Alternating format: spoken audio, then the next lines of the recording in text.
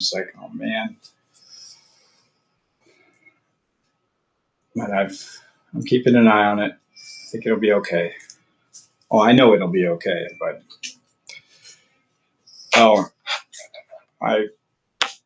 by the way, if you saw me give Matthew this was a suggestion by Doc. So, and I think Matthew likes them. I gave him one earlier. It's more for just oral gratification.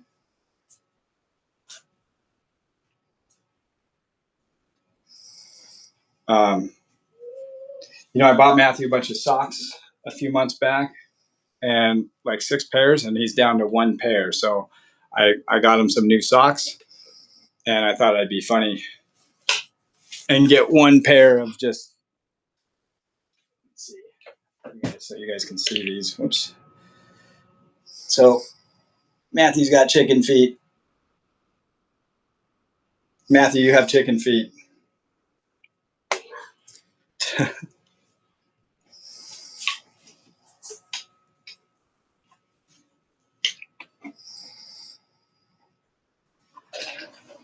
Oh, this one started over here. Okay, so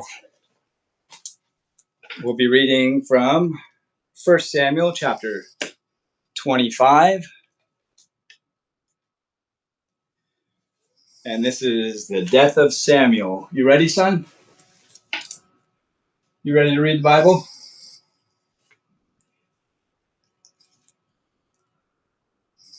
Yes. Okay. Let's do it. All right. 1 Samuel chapter 25.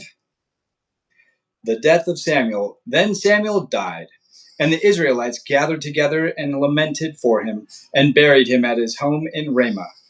And David arose and went down to the wilderness of Paran. Now, there was a man in Maon whose business was in Carmel, and the man was very rich. He had 3,000 sheep and 1,000 goats, and he was shearing his sheep in Carmel. The name of the man was Nabal, and the name of his wife Abigail. And she was a woman of good understanding and beautiful appearance, but the man was harsh and evil in his doings. He was of the house of Caleb. When David heard in the wilderness that Nabal was shearing his sheep, David sent 10 young men, and David said to the young men, "Go up to Carmel, go to Nabal, and greet him in my name. And thus you shall say to him who lives in prosperity, peace be to you, peace be to your house, and peace to all that you have. Now I have heard that you have shearers. Your shepherds were with us, and we did not hurt them, nor was there anything missing from them all the while they were in Carmel. Ask your young men, and they will tell you. Therefore, let my young men find favor in your eyes, for we come on a feast day. Please give whatever comes to your hand to your servants and to your son David." So when David's young men came, they spoke to Nabal according to all these words in the name of David, and waited. Then Nabal answered David's servants and said, "Who is David, and who is the son of Jesse? There are many servants nowadays who break away, each one from his master. Shall I then take my bread and my water and my meat that I have killed for my shearers, and give it to men when I do not know where they are from?" So David's young men turned on their heels and went back. And then they came and told him all these words. Then David said to his men, "Every man gird on his sword." So every man girded on his sword, and David also girded on his sword. And about 400 men went with David, and 200 stayed with the supplies. Now, one of the young men told Abigail, Nabal's wife, saying, "Look, David sent messengers from the wilderness to greet our master, and he reviled them. But the men were very good to us, and were not hurt, nor did we miss anything as long as we accompanied them when we were in the fields. They were a wall to us, both by night and day. All the time we were with them, keeping the sheep. Now, therefore, know and consider that you will do for harm. Know and consider what you will do. For harm is determined against our master and against all his household. For he is such a scoundrel that one cannot speak to him. Such a scoundrel that one cannot speak to him." Then Abigail made haste and took 200 loaves of bread, 2 skins of wine, 5 sheep already dressed, 5 seahs of roasted grain, and 100 clusters of raisins, and 200 cakes of figs, and loaded them on donkeys. And she said to her servants, "Go on before me. See, I am coming after you." But she did not tell her husband Nabal. So it was, as she rode on the donkey, that she went down under cover of the hill. And there David and his men coming toward her, and she met them. Now David had said, "Surely in vain I have protected all that this fellow has in the wilderness, so that nothing was missed of all that belongs to him. And he has repaid me evil for good. May God do so and more also to the enemies of David, if I have one male of all who belong to him by morning light." Now, when Abigail saw David, she dismounted quickly from the donkey, fell on her face before David, and bowed down to the ground. So she fell at his feet and said, "On me, my lord, on me, let this iniquity be. And please let your maidservant speak in your ears, and hear the words of your maidservant. Please let not my lord regard this scoundrel Nabal, for as his name is, so is he. Nabal is his name, and folly is with him. But I, your maidservant, did not see the young men of my lord whom you sent. Now, therefore, my lord, as the Lord lives and as your soul lives, since the Lord has held you back from coming to bloodshed and from avenging yourself with your own hand, now then, let your enemies and those who seek harm for my lord be as Nabal. And now, this present which your maidservant has brought to my lord, let it be given to the young men who follow my lord. Please forgive the trespass of your maidservant, for the Lord will certainly make for my lord an enduring house, because my lord fights the battles of the Lord, and evil is not found in you throughout your days. Yet a man has risen to pursue you and seek your life, but the life of my lord shall be found in the bundle of the living with the Lord your God, and the lives of your enemies he shall sling out as from as from the pocket of a sling.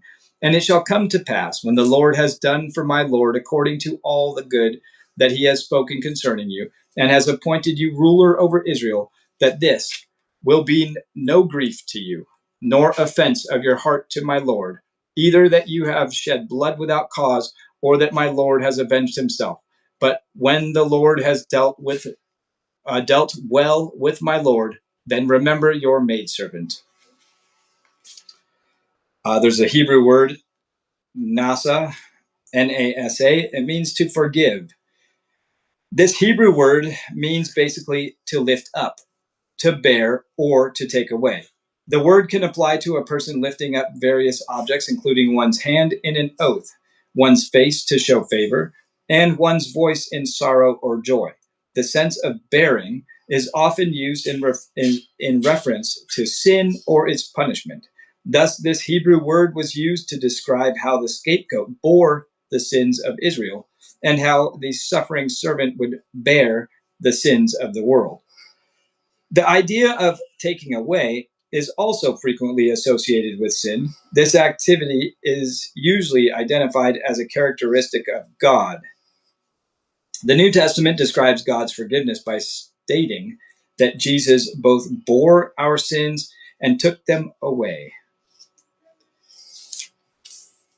By the way, most of the day today, Matthew's head has been cocked hard to the right, and now that I'm reading the word, he's righted himself. So praise God. God's word helps you out, huh, kiddo? I notice it. All right, continuing on. 1 Samuel chapter 25, verse 32. Then David said to Abigail, "Blessed is the Lord God of Israel, who sent you this day to meet me. And blessed is your advice, and blessed are you, because you have kept me this day from coming to bloodshed and from avenging myself with my own hand. For indeed, as the Lord God of Israel lives, who has kept me back from hurting you, unless you had hurried and come to meet me, surely by morning light no males would have been left to Nabal." So David received from her hand what she had brought him, and said to her, Go up in peace to your house. See, I have heeded your voice and respected your person." Now Abigail went to Nabal, and there he was, holding a feast in his house, like the feast of a king. And Nabal's heart was merry within him, for he was very drunk.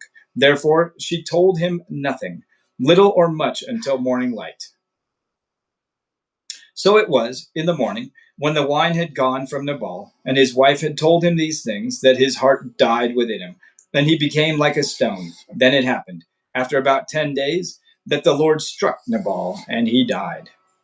So when David heard that Nabal was dead, he said, "Blessed be the Lord, who has pleaded the cause of my reproach from the hand of Nabal, and has kept his servant from evil. For the Lord has returned the wickedness of Nabal on his own head." And David sent and proposed to Abigail to take her as his wife. When the servants of David had come to Abigail at Carmel, they spoke to her, saying, "David sent us to you to ask you to become his wife." Then she arose, bowed her face to the earth, and said, "Here is your maidservant, a servant to wash the feet of the servants of my Lord."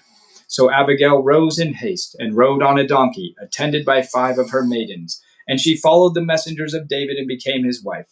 David also took Abinum of Jezreel, and so both of them were his wives. Oh, I said that name wrong. Anyway, but Saul had given Michal, his daughter, David's wife, to Palti, the son of Laish, who was from Galim. Chapter 26. Now, this is David spares Saul a second time. Now the Ziphites came to Saul at Gibeah, saying, "Is David not hiding in the hill of Hachilah, opposite Jeshimon?" Then Saul arose and went down to the wilderness of Ziph, having 3,000 chosen men of Israel with him, to seek in the wilderness of Ziph. And Saul encamped in the hill of Hachilah, which is opposite Jeshimon, by the road. But David stayed in the wilderness, and he saw that Saul came after him into the wilderness. David therefore sent out spies and understood that Saul had indeed come. So David arose and came to the place where Saul had encamped. And David saw the place where Saul lay, and Abner, the son of Ner, the commander of his army. Now Saul lay within the camp, with the people encamped all around him. Then David answered and said to Ahimelech the Hittite, and to Abishai, the son of Zeruiah, brother of Joab, saying, "Who will go down with me to Saul in the camp?" And Abishai said, "I will go down with you." So David and Abishai came to the people by night, and there Saul lay sleeping within the camp, with his spear stuck in the ground by his head. And Abner and the people lay all around him. Then Abishai said to David, "God has delivered your enemy into your hand this day. Now therefore, please, let me strike him at once with the spear, right to the earth, and I will not have to strike him a second time." But David said to Abishai, "Do not destroy him. For who can stretch out his hand against the Lord's anointed and be guiltless?" David said furthermore, "As the Lord lives, the Lord shall strike him, or his day shall come to die, or he shall go out to battle and perish. The Lord forbid that I should stretch out my hand against the Lord's anointed. But please take now the spear and the jug of water that are by his head, and let us go." So David took the spear and the jug of water by Saul's head, and they got away. And no man saw or knew or awoke, for they were all asleep, because a deep sleep from the Lord had fallen on them. Now David went over to the other side and stood on the top of the hill afar off, a great distance being between them. And David called out to the people and to Abner, the son of Ner, saying, "Do you not answer, Abner?" Then Abner answered and said, "Who are you calling out to the king?" So David said to Abner, "Are you not a man? And who is like you in Israel? Why then have you not guarded your lord the king? For one of the people came in to destroy the Lord king. This thing that you have done is not good. As the Lord lives, you deserve to die, because you have not guarded your master, the Lord's anointed. And now see where the king's spear is, and the jug of water that was by his head." Then Saul knew David's voice and said, "Is that your voice, my son David?" David said, "It is my voice, my lord, O king." And he said, Why does my Lord thus pursue his servant? For what have I done, or what evil is in my hand? Now therefore, please, let my Lord the king hear the words of his servant. If the Lord has stirred you up against me, let him accept an offering. But if it is the children of men, may they be cursed before the Lord, for they have driven me out this day from sharing in the inheritance of the Lord, saying, Go serve other gods. So now, do not let my blood fall to the earth before the face of the Lord. For the king of Israel has come out to seek a flea, as when one hunts a partridge in the mountains. Then Saul said, I have sinned. Return my son David. For I will harm you no more, because my life was precious in your eyes this day. Indeed, I have played the fool and erred exceedingly. And David answered and said, Here is the king's spear. Let one of the young men come forward and get it. May the Lord repay every man for his righteousness and his faithfulness. For the Lord delivered you into my hand today. But I would not stretch out my hand against the Lord's anointed. And indeed, as your life was valued much this day in my eyes, so let my life be valued much in the eyes of the Lord, and let him deliver me out of all tribulation. Then Saul said to David, May you be blessed, my son David. You shall both do great things and also still prevail. So David went on his way, and Saul returned to his place. 1 Samuel chapter 27. And David said in his heart, Now I shall perish some day by the hand of Saul. There is nothing better for me than I should speedily escape to the land of the Philistines, and Saul will despair of me to seek me any more in any part of Israel. So I shall escape out of his hand. Then David arose and went over with the 600 men who were with him to Achish, the son of Maoch, the king of Gath. So David dwelt with Achish at Gath, and he and his men, each man with his household, and David with his two wives, Ahinoam and the Jezreelitess, and Abigail the Carmelitess, Nabal's widow. And it was told Saul that David had fled to Gath, so he sought him no more. Then David said to Achish, If I have now found favor in your eyes, let them give me a place in some town in the country, that I may dwell there. For why should your servant dwell in the royal city with you? So Achish gave him Ziklag that day. Therefore, Ziklag has belonged to the kings of Judah to this day. Now the time that David dwelt in the country of the Philistines was 1 full year and 4 months. And David and his men went up and raided the Geshurites, the Girzites, and the Amalekites. For those nations were the inhabitants of the land of the old, as you go to Shur, even as far as the land of Egypt. Whenever David attacked the land, he left neither man nor woman alive, but took away the sheep, the oxen, the donkeys, the camels, and the apparel, and returned and came to Achish.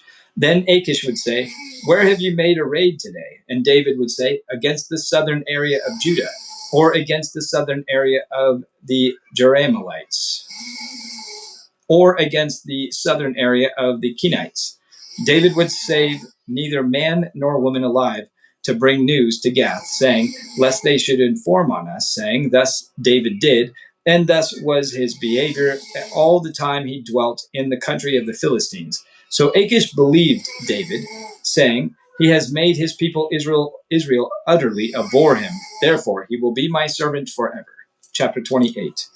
Now it happened in those days that the Philistines gathered their armies together for war to fight with Israel. And Achish said to David, You assuredly know that you will go out with me to battle, you and your men. So David said to Achish, Surely you know what your servant can do. And Achish said to David, Therefore I will make you one of my chief guardians forever. Now Samuel had died, and all Israel had lamented for him, and buried him in Ramah, in his own city. And Saul had put the mediums and the spiritists out of the land. Then the Philistines gathered together and encamped. And came and encamped at Shunem. So Saul gathered all Israel together, and they encamped at Gilboa. When Saul saw the army of the Philistines, he was afraid, and his heart trembled greatly. And when Saul inquired of the Lord did not answer him. either by dreams or by Urim or by the prophets. Then Saul said to his servants, Find me a woman who is a medium, that I may go to her and inquire of her. And his servants said to him, In fact, there is a woman who is a medium at Endor. So Saul disguised himself and put on other clothes, and he went, and two men with him. And they came to the woman by night. And he said, Please conduct a seance for me, and bring up for me the one I shall name to you. Okay, yes. Then the woman said to him, Look, you know what Saul has done, how he has cut off the mediums and the spiritists from the land. Why then do you lay a snare for my life to cause me to die? Let me just stop for a second and pick up this Hebrew word here, which is Saal, S-A apostrophe A-L, which means inquired. The basic sense of this word is to ask something of someone. One can ask for an object or for information. The Hebrew phrase translated inquired of the Lord occurs 11 times in the Old Testament, all in Judges and 1st and 2nd Samuel. The Hebrew verb itself occurs a total of 172 times in the Old Testament. On 3 occasions, the context indicates the meaning to lend. And in another 3 passages, it means to borrow. Thus, when the children of Israel left Egypt, they probably asked not borrowed. They probably asked, not borrowed, the goods that they took with them. This Hebrew word is broad enough to encompass the idea of prayer, as in the famous verse, "Pray for the peace of Jerusalem," or "Ask for the peace of Jerusalem." So, continuing on with the scripture. This is 1 Samuel chapter 28, verse 10. And Saul swore to her by the Lord, saying, As the Lord lives, no punishment shall come upon you for this thing. Then the woman said, Whom shall I bring up for you? And he said, Bring up Samuel for me. When the woman saw Samuel, she cried out with a loud voice. And the woman spoke to Saul, saying, Why have you deceived me? For you are Saul. And the king said to her, Do not be afraid, what did you see? And the woman said to Saul, I saw a spirit ascending out of the earth. So he said to her, What is his form? And she said, An old man is coming up, and he is covered with a mantle. And Saul perceived that it was Samuel. And he stooped with his face to the ground and bowed down. Now Samuel said to Saul, Why have you disturbed me by bringing me up? And Saul answered, I am deeply distressed, for the Philistines make war against me, and God has departed from me and does not answer me any more, neither by prophet nor by dreams. Therefore I have called you, that you may reveal to me what I should do. Then Samuel said, So why do you ask me, seeing the Lord has departed from you and has become your enemy? And the Lord has done for himself as he spoke by me. For the Lord has torn the kingdom out of your hand and given it to your neighbor David, because you did not obey the voice of the Lord nor execute his fierce wrath upon Amalek. Therefore, the Lord has done this thing to you this day. Moreover, the Lord will also deliver Israel with you into the hand of the Philistines, and tomorrow you and your sons will be with me. The Lord will also deliver the army of Israel into the hand of the Philistines. Immediately Saul fell full length on the ground and was dreadfully afraid because of the words of Samuel. And there was no strength in him, for he had eaten no food all day or night. And the woman came to Saul and saw that he was severely troubled, and said to him, Look, your maidservant has obeyed your voice, and I have put my life in my hands, and heeded the words of which you spoke to me. Now therefore, please, heed also the voice of your maidservant, and let me set a piece of bread before you, and eat, that you may have strength when you go on your way. But he refused and said, I will not eat. So his servants, together with the woman, urged him, and he heeded their voice. Then he arose from the ground and sat on the bed. Now the woman had a fatted calf in the house, and she hastened to kill it. And she took flour and kneaded it, and baked unleavened bread with it. So she brought it before Saul and his servants, and they ate. Then they arose and went away that night. There's a little side information here. Well, We'll give it a shot. Here, I'll read it. Okay, this is not the scripture. Okay, this is just out of the study portion of this Bible. This is the medium of Endor, an accomplice to disobedience. So Saul's, and I mean, I think we all got this idea, but I'll read it anyway. Saul's desperate attempt to learn the future of the eve of battle introduces the medium of Endor into Scripture. The medium, a mere prop on history's stage, set the scene for Saul's final disobedience to God, which ended in judgment. There was a tragic submissiveness in her repeated compliance to Saul's evil request. The medium lived in 11th century BC.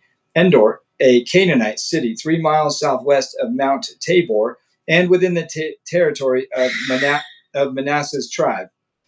She practiced divination. During Saul's time, the term medium meant one who consulted the dead on behalf of the living.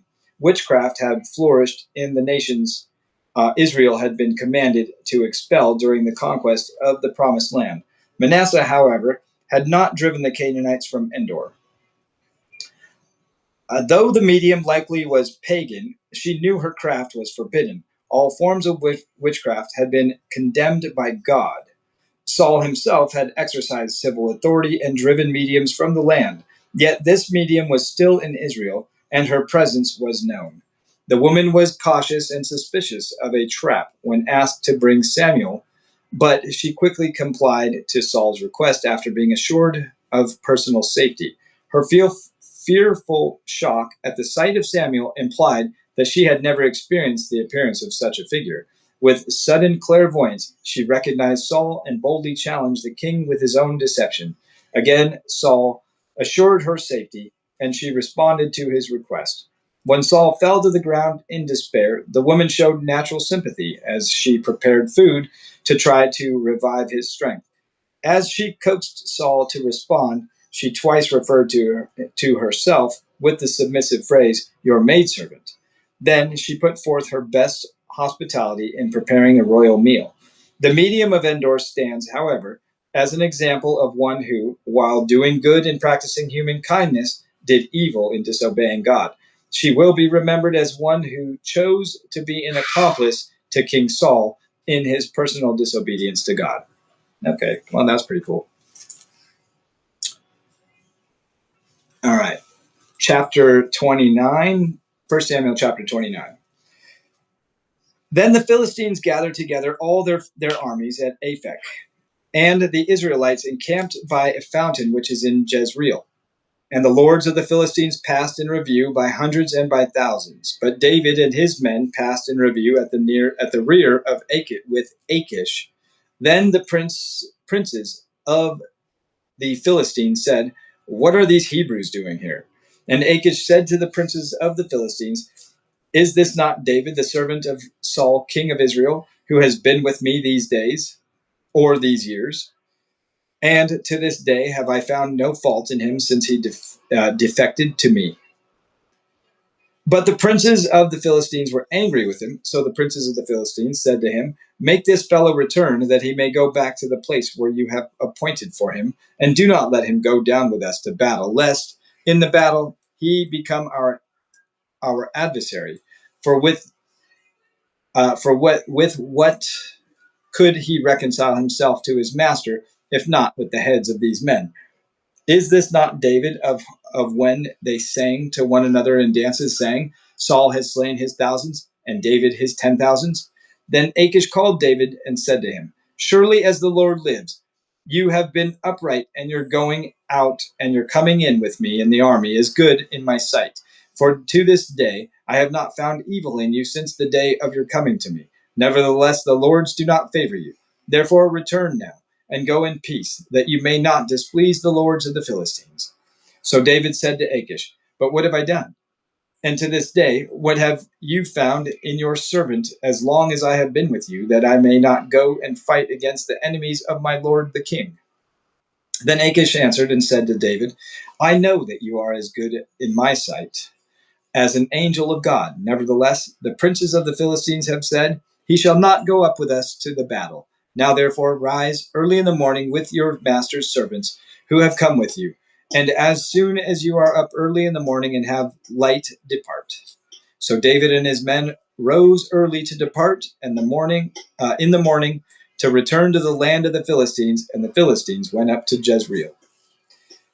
1 Samuel chapter 30. Now it happened, when David and his men came to Ziklag on the third day, that the Amalekites had invaded the south, and Ziklag, attacked Ziklag and burned it with fire, and had taken captive the women and those who were there, from small to great. They did not kill anyone, but carried them away and went their way. So David with his men came to the city, and there it was, burned with fire, and their wives, their sons, and their daughters had all been taken captive. Then David and the people who were with him lifted up their voices and wept until they had no more power to weep. And David's two wives, Ahinoam the Jezreelitess, and Abigail, the widow of Nabal the Carmelite, had been taken captive. Now David was greatly distressed, for the people spoke of stoning him, because the soul of all the people was grieved, every man for his sons and his daughters. But David strengthened himself in the Lord his God. Then David said to Abiathar the priest, Ahimelech's son, please bring the ephod here to me. And Abiathar brought the ephod to David. So David inquired of the Lord, saying, shall I pursue this troop? Shall I overtake them? And he answered him, pursue, for you shall surely overtake them, and without fail recover all. So David went, and he and the 600 men who were with him, and came to the brook Bezor, where those stayed who were left behind. But David pursued, he and 400 men, for 200 stayed behind, who were so weary that they could not cross the brook Bezor. Then they found an Egyptian in the field, and brought him to David. And they gave him bread, and he ate. And they let him drink water. And they gave him a piece of cake, of figs, and 2 clusters of raisins. So when he had eaten, his strength came back to him, for he had eaten no bread nor drunk water for 3 days and 3 nights. Then David said to him, to whom do you belong, and where are you from? And he said, I am a young man from Egypt, servant of an Amalekite, and my master left me behind because 3 days ago I fell sick. We made an invasion of the southern area of the Ketherites in the territory which belongs to Judah, and of the southern area of Caleb, and we burned Ziklag with fire. And David said to him, can you take me down to this troop? He said, swear to me by God that you will neither kill me nor deliver me into the hands of my master, and I will take you down to this troop. And when he had brought him down, there they were, spread out over all the land, eating and drinking and dancing, because of all the great spoil which they had taken from the land of the Philistines and from the land of Judah. Then David attacked them from twilight until the evening of the next day. Not a man of them escaped, except 400 young men who rode on camel and fled. So David recovered all that the Amalekites had carried away, and David rescued his 2 wives. And nothing of theirs was lacking, either small or great, sons or daughters, spoil or anything which they had taken from them. David recovered all. Then David took all the flocks and the herds they had driven before those other livestock, and said, this is David's spoil. Now David came to the 200 men who had been so weary that they could not follow David, whom they had made to stay at the brook Bezor. So they went out to meet David and to meet the people who were with him. And when David came near the people, he greeted them. Then all the wicked and the worthless men of those who went with David answered and said, because they did not go with us, we will not give them any of the spoil that we have recovered, except for every man's wife and children, that they may lead them away and depart. But David said, my brothers, you shall not do so with what the Lord has given us, who has preserved us and delivered us into our hand, the troop that came against us. For who will heed you in this matter? But as his part is who goes down to the battle, so shall his part be who stays by the supplies. They shall share alike. So it was. From that day forward, he made it a statute and an ordinance for Israel to this day. Now when David came to Ziklag, he sent some of the spoil to the elders of Judah, to his friends, saying, here is a present for you from the spoil of the enemies of the Lord. To those who were in Bethel, those who were in Ramoth of the south, those who were in Jatir, those who were in Eror, those who were in Sipmoth, those who were in Eshtemoa, those who were in Rachel, those who were in the cities of the Jeremites, those who were in the cities of the Kenites, those who were in Hormah, those who were in the Korashan, those who were in Ithak, those who were in Hebron, and to all the places where David himself and his men were accustomed to rove. How are we doing? Yeah, good. There's another Hebrew word here, Belial, and that's Beliya apostrophe AL, which means worthless. This word has the basic sense of unworthy and wicked. It occurs in the Old Testament most frequently in phrases like worthless men and worthless rogues. Worthless people are said to dig up evil and to plot wickedness. This word became a proper name for Satan during the uh, intertestamental period. Thus, Paul asked, "What accord has Christ with uh, Belial?" Belial. Okay, they spelled it differently there. So Belial or Belial. I don't know. Anyway, 1 Samuel chapter 31. Now, these chapters all have like a little header. I'm probably not going to read those anymore because they kind of spoil it. So, 1 Samuel chapter 31. Now the Philistines fought against Israel, and the men of Israel fled from before the Philistines and fell slain on Mount Gilboa. Then the Philistines followed hard after Saul and his sons, and the Philistines killed Jonathan, Abinadab, and Malchishua, Saul's sons. The battle became fierce against Saul. The archers hit him, and he was severely wounded by the archers. Then Saul said to his armor bearer, "Draw your sword and thrust me through with it, lest these uncircumcised men come and thrust me through and abuse me."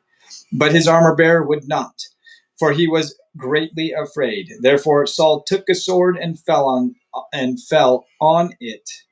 And when his armor bearer saw that Saul was dead, he also fell on his sword and died with him.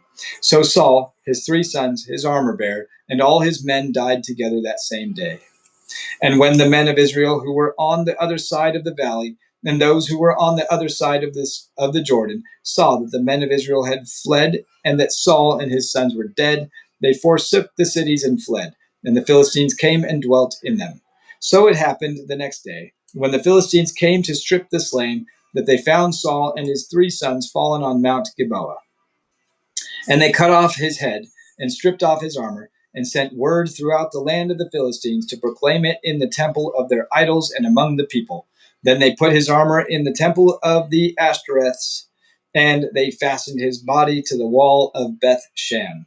Now, when the inhabitants of Jabesh Gilead heard what the Philistines had done to Saul, all the valiant men arose and traveled all night and took the body of Saul and the bodies of his sons from the wall of Bethshan, and they came to Jabesh and burned them there. Then they took their bones and buried them under the tamarisk tree at Jabesh and fasted 7 days. So that was the end of Saul and his sons, and the end of the book of 1 Samuel. We've got time. I'm going to continue and read this second book of Samuel, or begin the second book of Samuel. You cool with that, son? Huh? You are pushing hard. You were relaxed for a minute. Yeah, you were. I don't know what's going on inside that brain, but I know that it's good stuff. You want me to continue reading, Matthew?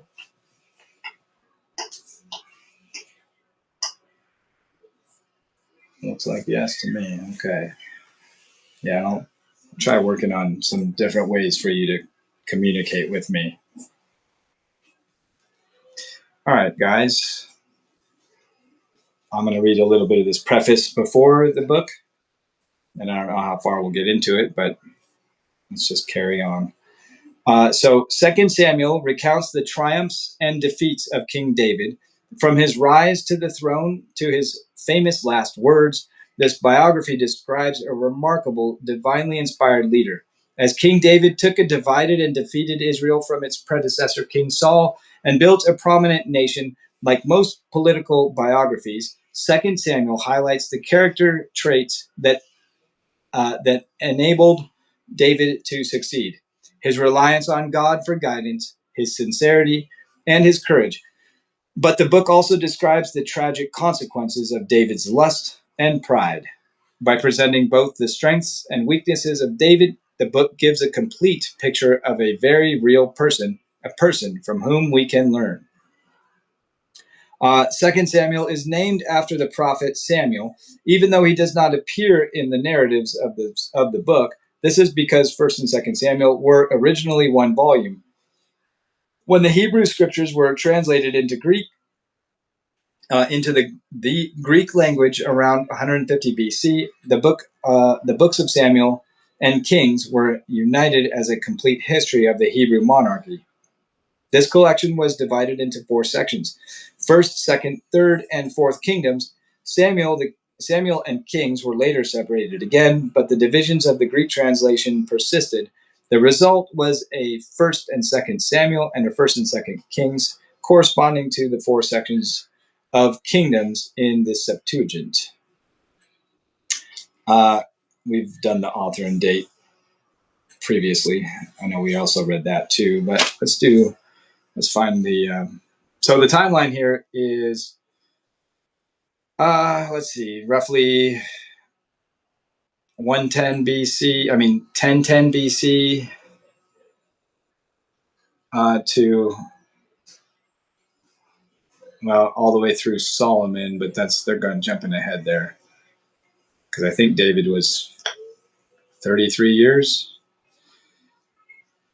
I think David reigned for 33 years.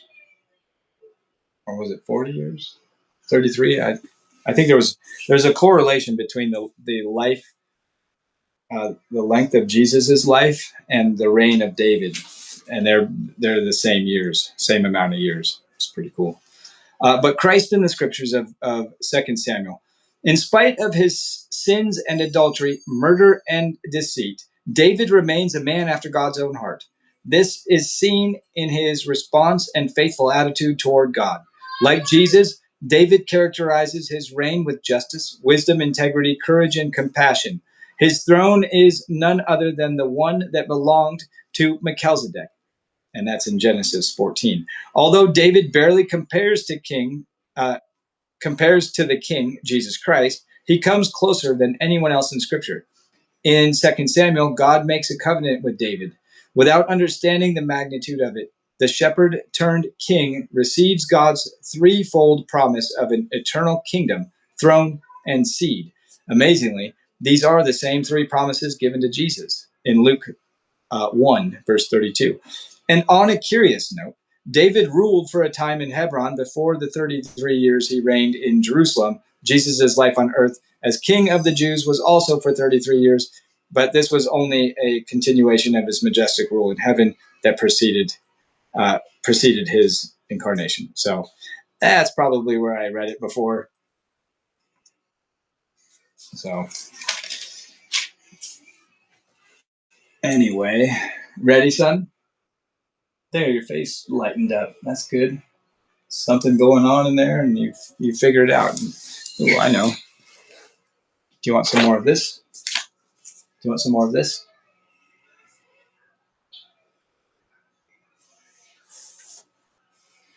I'll just give you a little bit.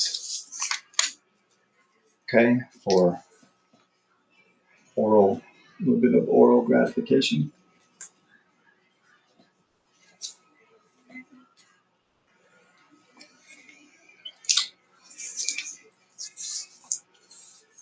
Strawberry banana. Oh, All right. Yeah, we got like another. I like to read for at least 1 hour, and we got another about 20 minutes or so. 20 minutes or so. Although I enjoy reading these books of the Bible a lot. So maybe I'll just keep going a little longer. I don't know. We'll see. We'll see how the Lord guides me. All right. 2 Samuel chapter 1.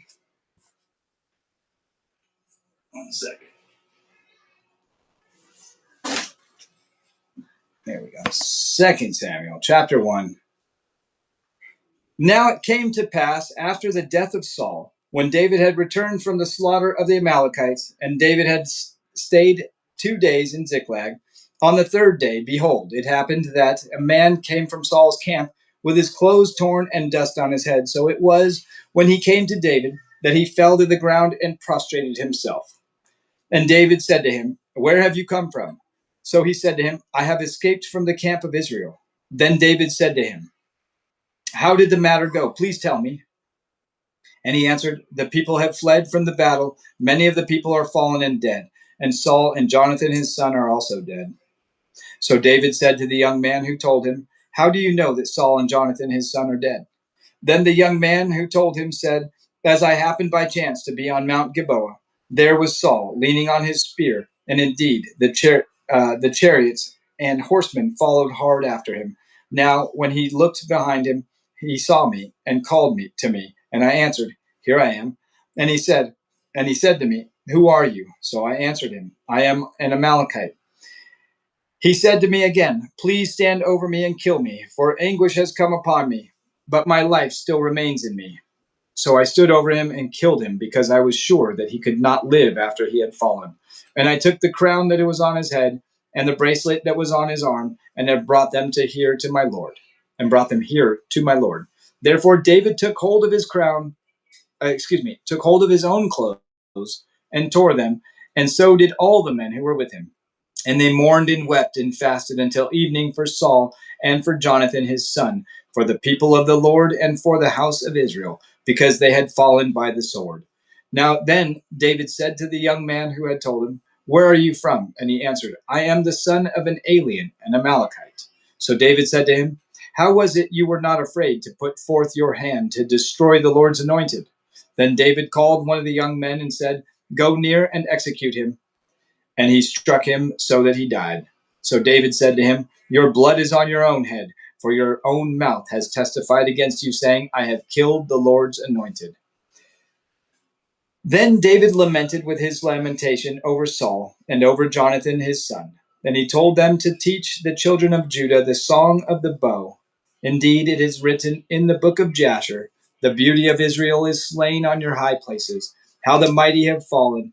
Tell it not in Gath. Proclaim it not in the streets of Ashkelon, lest the daughters of the Philistines rejoice, lest the daughters of the uncircumcised triumph. O mountains of Gilboa, let there be no dew nor rain upon you, nor fields of offerings, for the shield of the mighty is cast away there. The shield of Saul, not anointed with oil, from the blood of the slain, from the fat of the mighty. The bow of Jonathan did not turn back, and the sword of Saul did not return empty. Saul and Jonathan were beloved and pleasant in their lives, and in their death they were not divided. They were swifter than eagles, they were stronger than lions. O daughters of Israel, weep over Saul, who clothed you in scarlet with luxury, who put ornaments of gold on your apparel. How the mighty have fallen in the midst of the battle. Jonathan was slain in your high places. I am distressed for you, my brother Jonathan. You have been very pleasant to me, for your love to me was wonderful, surpassing the love of women. How the mighty have fallen, and the weapons of war perished. Amen. 2 Samuel chapter 2. It happened after this that David inquired of the Lord, saying, Shall I go up to any of the cities of Judah? And the Lord said to him, Go up. So David said, Where shall I go up? And he said, To Hebron. So David went up there, his 2 wives also, and and the Jezreelitess, and Abigail, the widow of Nabal the Carmelite. And David brought up the men who were with him, every man with his household. So they dwelt in the cities of Hebron. Then the men of Judah came, and there they anointed David king over the house of Judah. And they told David, saying, the men of Jabesh Gilead were the ones who buried Saul. So David sent messengers to the men of Jabesh Gilead and said to them, you are blessed of the Lord, for you have shown this kindness to your Lord, to Saul, and have buried him. And now may the Lord show kindness and truth to you. I also will repay you this kindness because you have done this thing. Now therefore, let your hands be strengthened and be valiant, for your master Saul is dead. And also the house of Judah has anointed me king over them. But Abner, the son of Ner, commander of Saul's army, took Ishbosheth, the son of Saul, and brought him over to Mahanaim. And he made him king over Gilead, over the Asherites, over Jezreel, over Ephraim, over Benjamin, and over all Israel. Ishbosheth, Saul's son, was 40 years old when he began to reign over Israel, and he reigned 2 years. Only the house of Judah followed David, and the time that David was king in Hebron over the house of Judah was 7 years and 6 months. Now Abner, the son of Ner, and the servants of Ishbosheth, the son of Saul, went out from Mahanaim to Gibeon. And Joab, the son of Jeruiah, and the servants of David went out and met them by the pool of Gibeon. So they sat down, one on one side of the pool and the other on the other side of the pool. Then Abner said to Joab, let the young men now arise and compete before us. And Joab said, let them arise. So they arose and went over by number, 12 from Benjamin, followers of Ishbosheth, the son of Saul, and 12 from the servants of David. And each one grasped his opponent by the head and thrust his sword in his opponent's side. So they fell down together. Therefore that place was called the Field of Sharp Swords, which is in Gibeon. So there was a very fierce battle that day, and Abner and the men of Israel were beaten before the servants of David. Now the three sons of Zeruiah were there, Joab and Abishai and Asahel.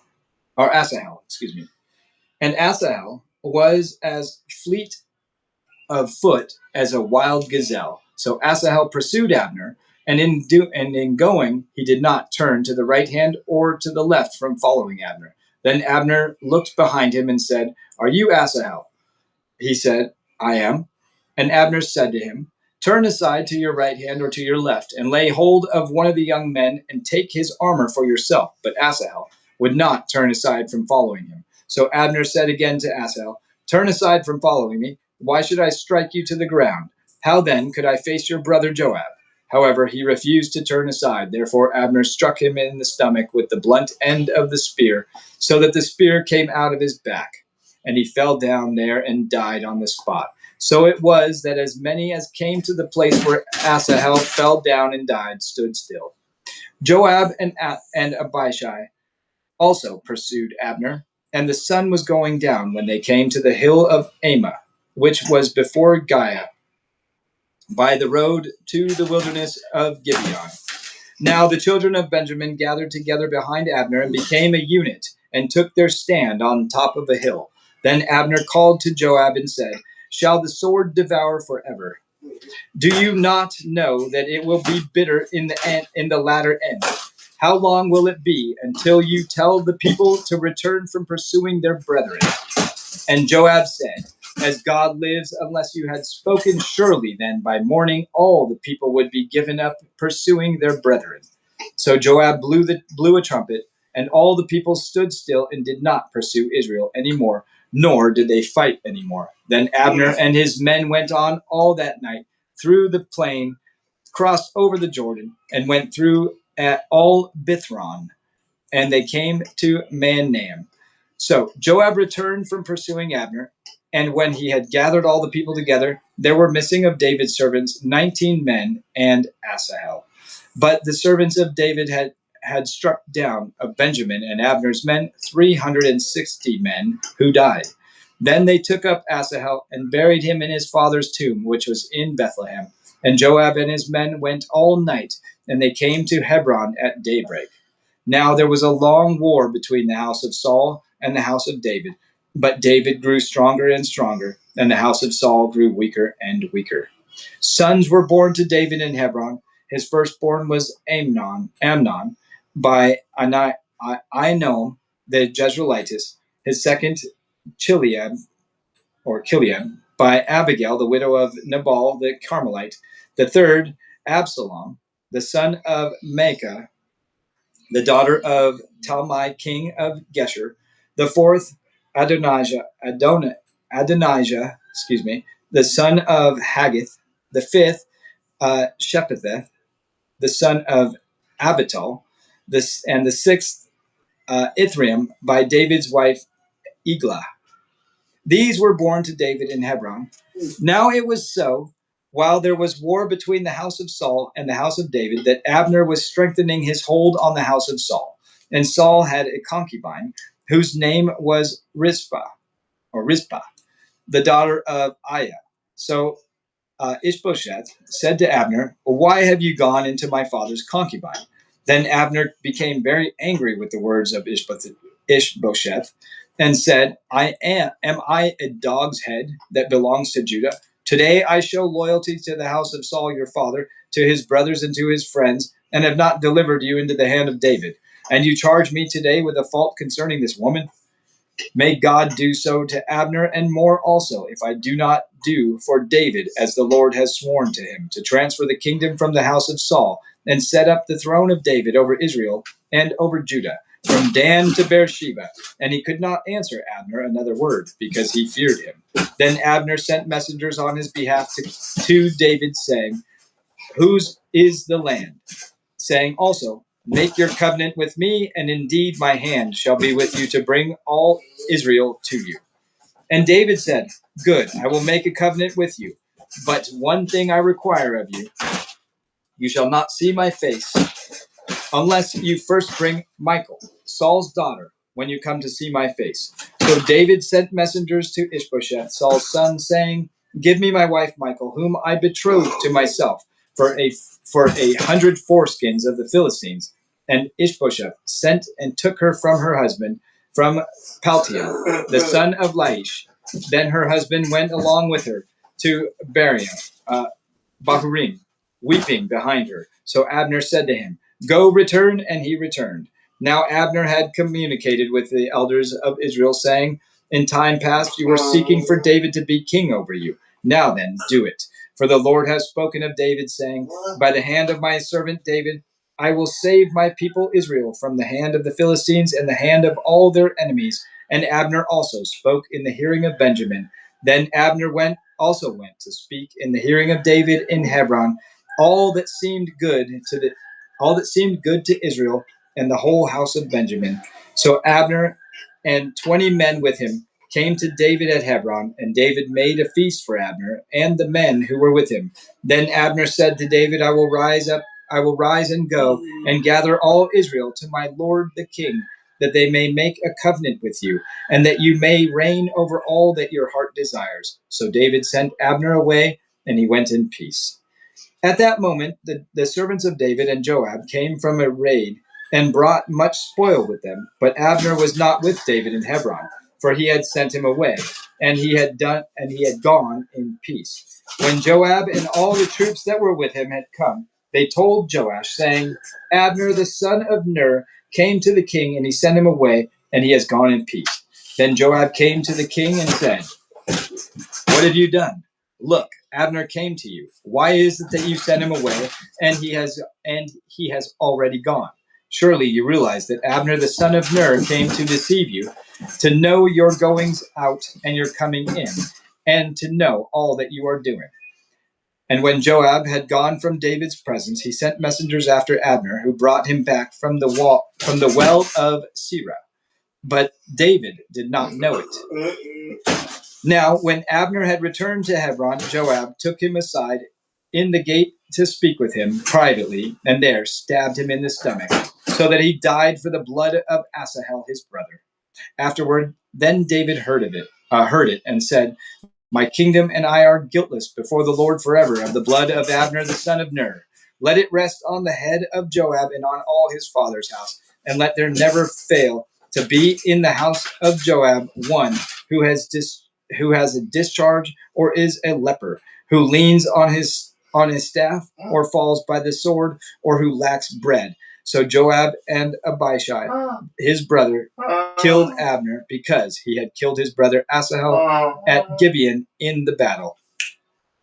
Then David said to Joab and to all the people who were with him, "Tear your clothes, gird yourselves with sackcloth, and mourn for Abner." And King David followed the coffin. So they buried Abner in Hebron. And the king lifted up his voice and wept at the grave of Abner, and all the people wept. And the king sang a lament over Abner and said, "Should Abner die as a fool dies?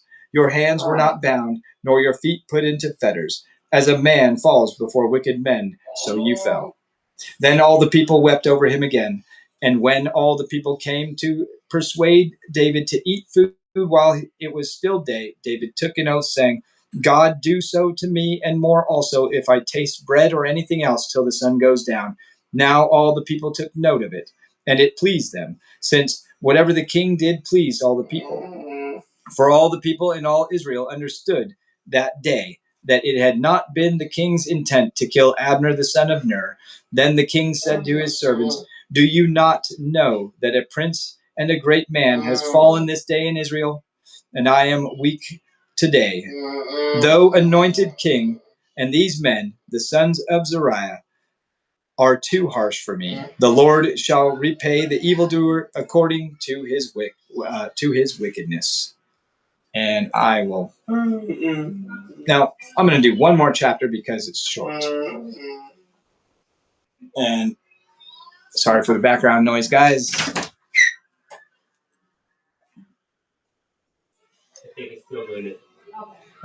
Second Samuel chapter 4. When Saul's son heard that Abner had died in Hebron, he lost heart, and all Israel was troubled. Now Saul's son had two men who were captains of troops. The name of one was Baanah, and the name of the other was Rechab, the sons of Rimmon and Beerothite of the children of Benjamin. For Beeroth also was part of Benjamin, because the Beerothites fled to Gideon and have been sojourners there until this day. Jonathan, Saul's son, had a son who was lame in his feet. He was 5 years old when the news about Saul and Jonathan came from Jezreel, and his nurse took him up and fled. And it happened, as she made haste to flee, that he fell and became lame. His name was, Mephibosheth. There we go. I'm going with that. Mephibosheth.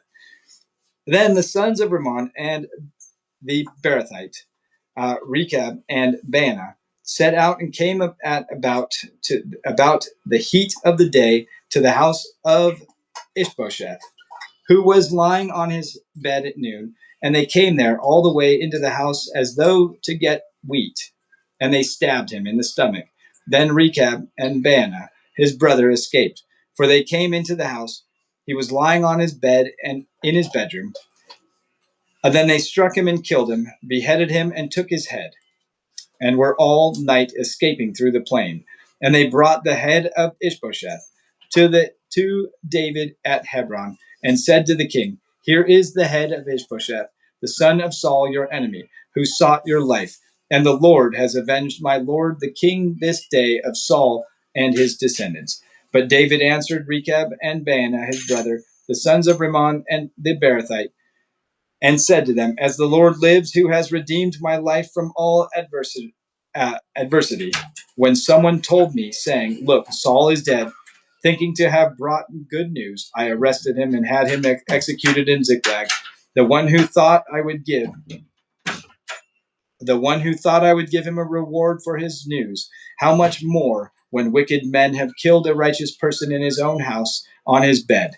Therefore shall I now require his blood at your hand and remove you from the earth." So David commanded his young men, and they executed him, cut off their hands and feet, and hanged them by the pool in Hebron. But they took the head of Ishbosheth and buried it in the tomb of Abner in Hebron.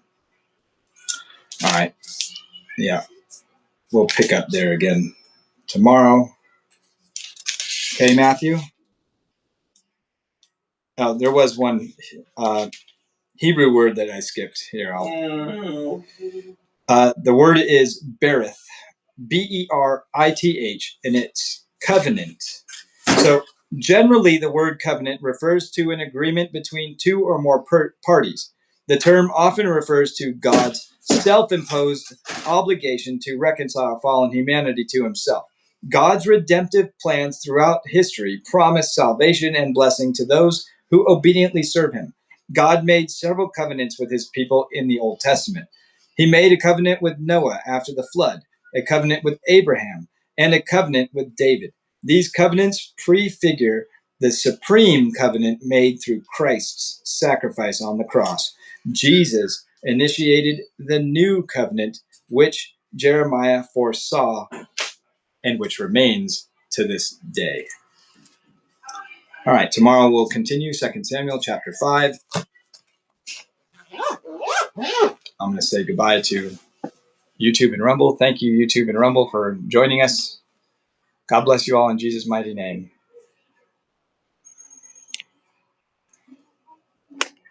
And we love you.